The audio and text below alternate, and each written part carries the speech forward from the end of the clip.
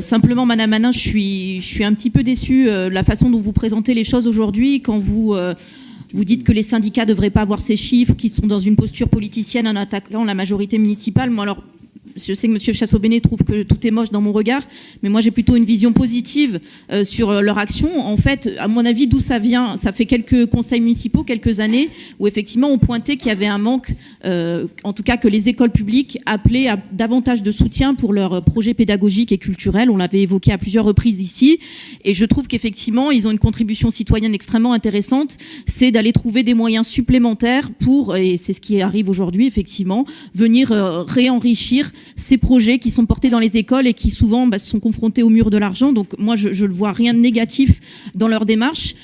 Quant à leur demander de révéler leurs sources, je pense qu'effectivement, essayer de pointer les lanceurs d'alerte, essayer de casser le baromètre, c'est pas comme ça qu'on résout les situations. Moi, je chercherai pas de fautifs. Il y a forcément eu une erreur quelque part.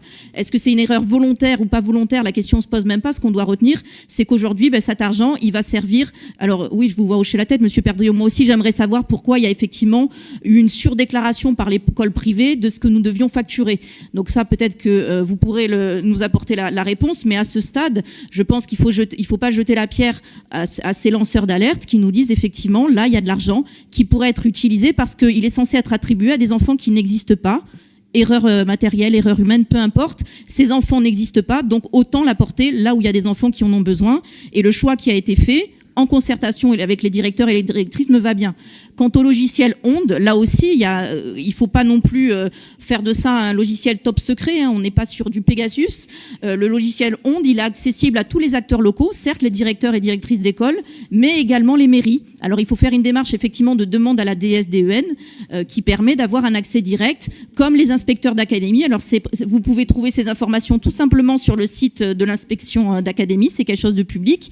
Alors après, je me satisfais aussi de l'autre résultat concret de la démarche de ce collectif, c'est cette uniformisation du mode de transmission des données chiffrées du public et du privé. Parce qu'effectivement, à chaque fois qu'on pointe les manques du privé, vous dites, oulala, ça ravive la guerre scolaire entre le privé et le public. Nous, on demande une égalité de traitement. Là, cette égalité de traitement a été contournée par des chiffres qui ont été faussés. Encore une fois, peu importe comment ça s'est passé. Rétablir ça, c'est rétablir la justice et l'équité. Donc, c'est pas ouvrir la guerre, c'est au contraire l'apaiser en montrant qu'effectivement, on trouve des solutions pour que tout le monde soit traité comme il se doit dans un cadre légal. Donc voilà, moi je ne jetterai pas du tout la pierre au collectif, au contraire je les remercierai d'avoir permis de trouver 35 000 € supplémentaires pour les écoles publiques et les enfants qui vont en profiter par les formes que vous avez décrites.